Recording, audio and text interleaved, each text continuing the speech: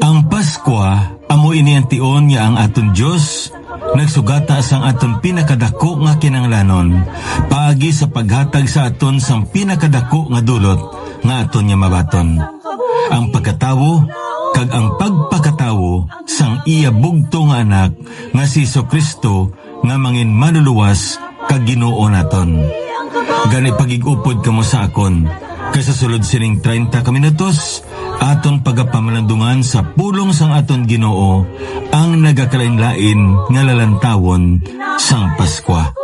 Diri sa aton palatuntunan sa kanginan, tinapay sang kabuhi. Ang dinalan sa kasulatan sa aton sini nga adlaw makita sa mga kasulatan ni Pablo sa 2 Korinto kapitulo 5. Kag akon pagbasahon ang versikulo 15. Ang pulong san Dios nagbayag sa aton sa 2 Korinto kapitulo 5 versikulo 15. Kag napatay siya tungod sa tanan, agod nga ang mga nagakabuhi hindi na magkabuhi nga sa iya kaugalingon, kundi nga sa iya nga tungod sa ila napatay kag nabanhaw. Inga kalantahon, ginakabig ini siya nga hymn of consecration, kag ginatiguluhan only one life. Isa lang gid ang aton nga kabuhi, kagani hindi na naton pag-uyangan, o kung hindi na naton igakabuhi sa mga labay-labay pa, mga butang wala man sa kabilinggan, kung hindi ihalad naton, ihatag naton sa aton nga Ginoo. Kaya nga naman niya butang nga ginhalad naton sa aton Ginoo, hindi gid ina mawala, kung hindi may dako ina nga balos nga ginaaman ang Ginoo sa imo kag sa akon.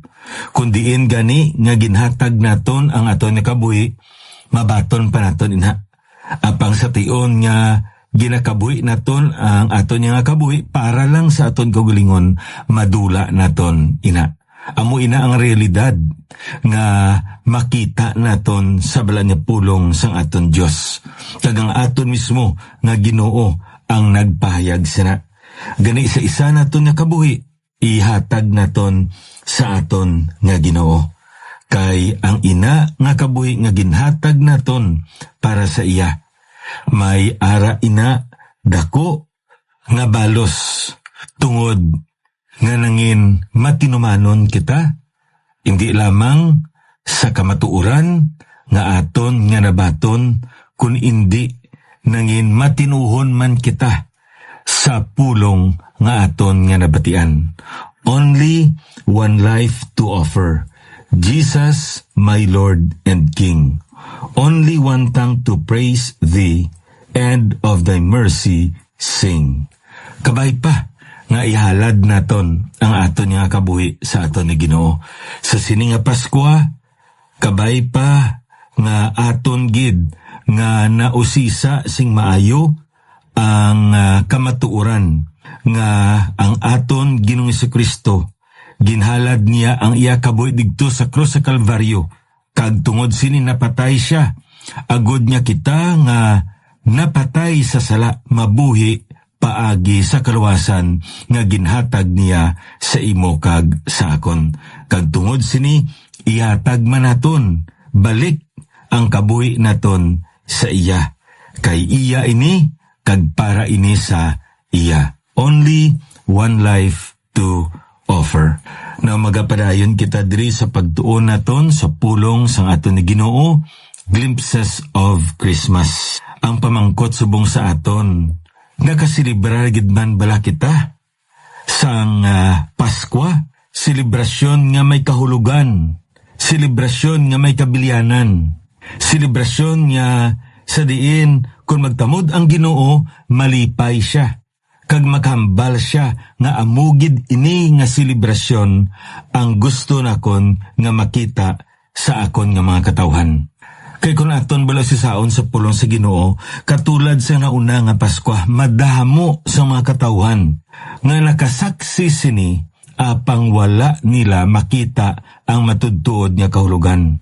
Kag sa aton subong nga panahon, madamo sa mga katawhan nga nag-atubang, nagsilibrar, ka nagligad lang ang Pasko, pero wala gid nila masilibrar sing sibo, kag nagakaigo, kag suno sa ginhambal, kag sang ginpaathag sang pulong sang Dios sa aton. There are a lot of people every year that missed Christmas.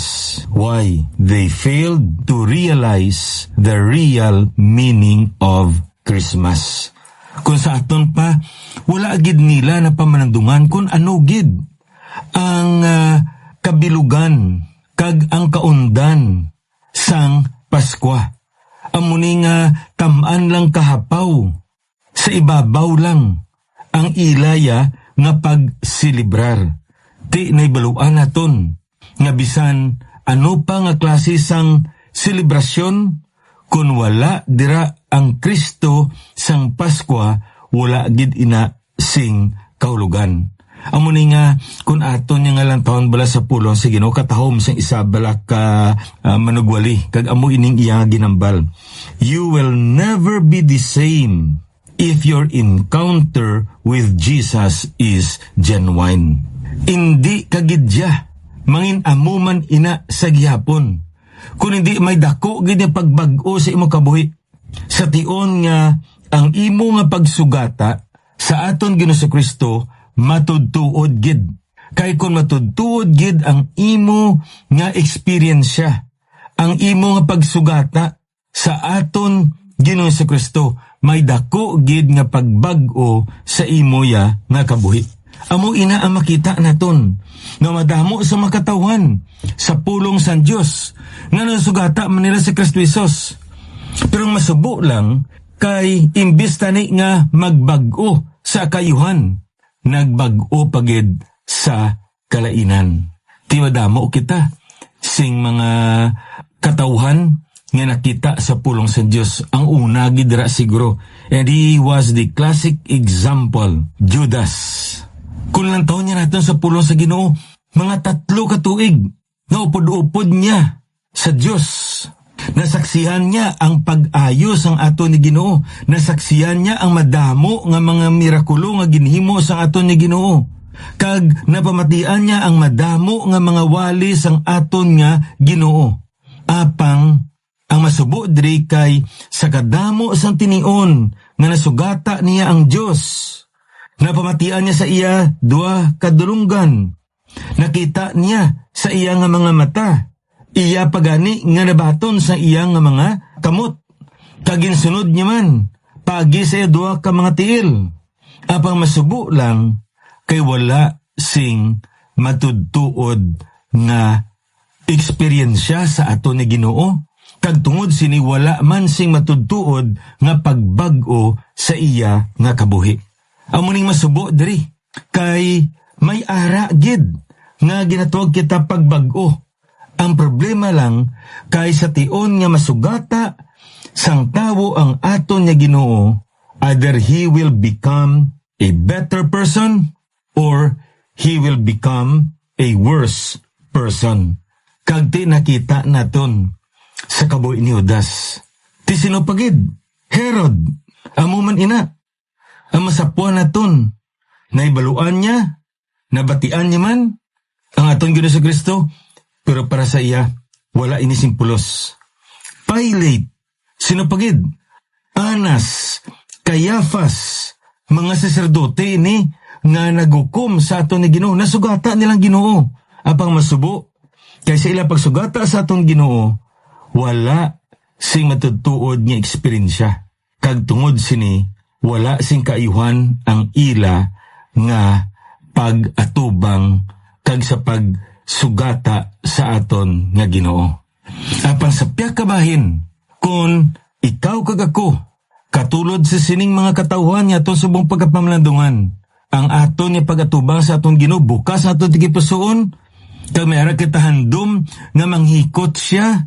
Ang hambal sa Biblia sa aton, may dako ini nga pagbag-o nga matabo sa aton tagsa-tagsa ka mga kabuhi. Una diri, kung lang taon naton, sa kay Mary. Ti ano ining makita naton sa pulong sa Ginoo. Kung lang taon naton diri sa Lucas Kapitulo 1, makita naton dira ang dako nga problema nga nag-abot sa kay Maria. Natingala siya sang ginbalita sang sininga manugtunda sa iya. Kag tungod sini nagpahayag ang manugtunda, dili ka mahadlok Maria, kay nakaagom ikaw sing bugay sa Dios, kag yari karon magapanamkon ka sa imot tiyan, kag magaanak sing lalaki, kag tawgon mo ang iyang ngalan Jesus. Mangindako siya kag tawgon nga anak sang labing mataas, kag ang Ginong Dios magahatag sa iya sang trono sang iya amay nga si David, kag magahari siya sa panimalay ni Jacob sa gihapon, kag ang iya ginharian walay katapusan. Ti ini nga butang ang ini nga pagpanugdaon sang manugtunda, nakahatag ini sing dako nga kalisang, dako nga libog sa kay Maria. Dako man nga ginatawag naton diri pagkatingala, apang sa naibaluan naton sang nasugata niya ang ato ni Ginoo. From wonder, it resulted to worship. Hindi niya maintindihan paano ini, amo ini, yangit pamangkot diri, paano bala ang paghimo sini, kay wala ako pasing bana. Tinubot silingon sini, para sa kay Maria, ang pagbunag sang aton Ginoong si Kristo, katulad sang tanan-tanan nga tawo sa siniya kalibutan. Ti ina nga bagay, nagakaigo man na nga pauna-unaon ni Maria, kay nga man, amugid man ina ang tanan-tanan nga pagabunag sa sini nga kalibutan. Magiusa ang duwa ka tawo, ang lalaki kag ang babayi, kag siya wala siya singbana, wala siya nakiuusa sa isa ka lalaki, kag ang manugtunda nagpatpat ini sa iya. Ang Espiritu Santo magakara sa imo, kag ang gahom sa labing mataas magalandong sa imo, gani ang bata nga matawo sa imo tawgon nga balaan, ang anak sang Dios. Tidiri na niya nakita kag nagklaro sa iya kung ano ang ini nga butang nga matabo sa iya. Klaro ini kay nibaluan niya nga gahom ini sa balang espiritu nga amo ang maglandong sa iya, kag nyan mabunag ang ini nga lapsag, kag tawgon ang iyang ngalan Jesus. Ini ko lang taon naton sa pulong sa Dios. Para sa kay Maria, wala niya maintindihan ang tanan-tanan. Apang naibaluan niya nga amo ini ang tuyo sang Dios sa iya. Kag tungod sini, nagpanugod ang eksperyensya ni Maria sa pagkatingala. There was a sense of wonder. Paano ini? Wala niya maintindihan gid tanan-tanan. Pero katahom sini kay sang iya na sugata ang Dios. Ginpahayag sang Ginoo sa iya ang ini nga mabutang. And this wonder was transformed into a sense of worship. From wonder to worship. That is the transformation of Mary. Amo niya kung aton niya lang taon, anong hambal diri ni Mary? Versikulo 38. Kag si Maria nagsiling, yari karon ako ulipon sang Ginoo, himuon ini sa akon suno sa imo pulong. Katahom sang kamatuoran diri nga makita naton sa sininga dinalan sa kasulatan. Paano nato nakita ang pagsimba diri ni Maria? Isa lang kabutang, nagpahayag ang Ginoo sa iya. Kag sa nagpahayag ang Ginoo sa iya, ginbaton niya ini. Kag ano ang iya response? Ano ang iyang sabat?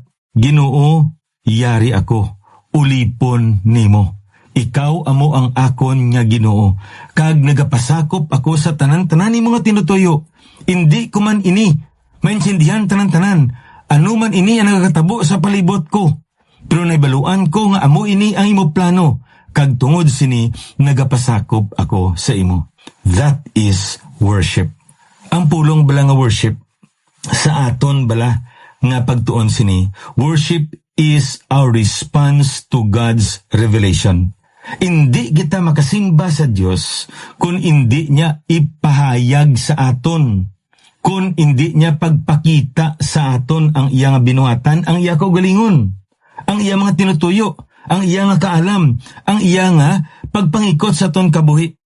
Amo na nga kung may pagtilaw, we can worship. Kung may pagpakamayo, we can worship. Kung may kasakit, we can still worship. Kung may kalipay, we can still worship. Ano man ang mga pagpangikot sa Ginoo sa aton, kung nanghikot ang Ginoo sa aton, our appropriate response is worship. Just like Mary. From wonder, how shall this be? To worship. Behold the handmaid of the Lord. Be it unto me according to thy word. Katahom sinibra no? Sa ginhambal naton, sa pagtuon kag sa pagpamalandong naton sa pulong sa Ginoo, we will never be the same when our encounter with Jesus is genuine. From wonder to worship, that's the experience of Mary. What about the experience of Joseph? Paano naman niya naton makita ang eksperyensya ni Jose? Sa nabaluan naton sa pulong sa Ginoo, tamaan man kapinasahi ang eksperyensya ni Jose sa ginatawag naton na una nga Pasko. Nakago na sila ni Maria, wala pa sila nag-upod. Kag nabalitaan niya nga nagabusong ang iya nga asawa. Kag nabaluan niya nga indi ini angay sa isa ka Diyos nun kag matarong nga babayi. Kag siya bilang isa man ka matarong nga lalaki, dapat nga sundon niya ang kasuguan ni Moises. Amo ini nga ano iya plano, bulagan niya. Tinibaluan nato no, nga ini nga pagbulag niya, suno sa makita man naton diri sa pulong sa Ginoo, he wanted to put her away privately. Kung sa aton pa, tago nga pagbulag niya sa kay Maria. Hindi ini public divorce, kundi isa ini ka private divorce. Kag suno sa makita naton diri sa pulong sa Ginoo, hindi siya mapahamtang sa iya nga sitwasyon. Naibaluan niya nga kinahanglan niya inihimuon. Walay sapayan niya dako ang iya gugma sa kay Maria. Nakita niya nga may mga pagyaguta, pag-insulto, kag bisan pagani. May pagikay pa sa iya, pero kinanglanon nga himuon niya gid ini. Hindi lamang agod nga maluwas ni iya kaugalingon, kun hindi agod mapandugan niya ang kasuguan. Kag tungod sini samtang panguna-una siya kung ano ang maayo nga himuon, nagpahayag ang isa ka manugtunda. Ayan si Gabriel man ini sa gihapon, kag nagpahayag si Gabriel sa iya. Kag ano ang ginhambal ni Gabriel sa iya diri sa Mateo Kapitulo 1, kag magabasa ako diri sa versikulo 20, naghambal diri manugtunda pagi sa damgo, Jose anak ni David, dili ka mahadlok sa pagbaton kay Maria nga imo asawa, kay ang iya ginapanamkon iya sang Espiritu Santo. Magaanak siya sing lalaki, kag tawgon mo ang iya ngalan Jesus, kay siya amo ang magaluwas sang iya mga katawan sa ila nga mga sala. Kag tungod sini nakita ni Jose, ni Joseph, ang kabilugan nga tinutuyo kag plano sa Dios, kay nasugata niya ang Dios paagi sa sini nga sirkumstansya niya. Ang kasakit, ang kahadlok, ang kahangawa, yara sa kay Joseph. Apang sang nasugata niya ang ato ni Ginoo, ginbag-o ini. Kag nabato niya ang plano sa Ginoo, hindi lamang para sa iya, kundi para sa kay Maria, kag para sa bugtong nga anak sang aton nga Dios. Ano ang eksperyensya ni Joseph diri? From affliction to acceptance. Pag-abot naton sa versikulo 24, anong makita naton sa pulang sa Ginoo? Sang pagmata ni Jose sa iya katulugon, ginhimo niya ang ginsugo sa iya Sang manugtunda sang Ginoo, ginbato niya ang iya asawa apang wala magkilala sa iya tubtob nga nag-anak siya sing lalaki. Kagintawag niya ang iya ngalan, Jesus. From affliction to acceptance. Katahom sang implo nga makita naton sa kay Joseph diri. Hindi gali kay Kristohanon kita, exempted na kita sa mga kasakit, sa mga kauluyanan, sa mga istorya, sa mga tao sa palibot naton. May mga tinion pagani nga magdako pagid gani, maglabaw pagid gani, maglahain pagid gani. Pero katahom nga kamatuoran diri nga makita naton sa pulong sa Ginoo nga amo sini. Sa tunga sini, kung masugata naton ang aton na Ginoo, makita naton ang iya tinutuyo kag plano sa aton niya nga kabuhi. Makatuon kita nga batunon naton hugot sa aton tigipuson. Aton ini nga batason kag aton ini nga atubangon. Kay amo ini kag nakasiguro kita nga amo gid ini ang plano sa Dios para sa aton.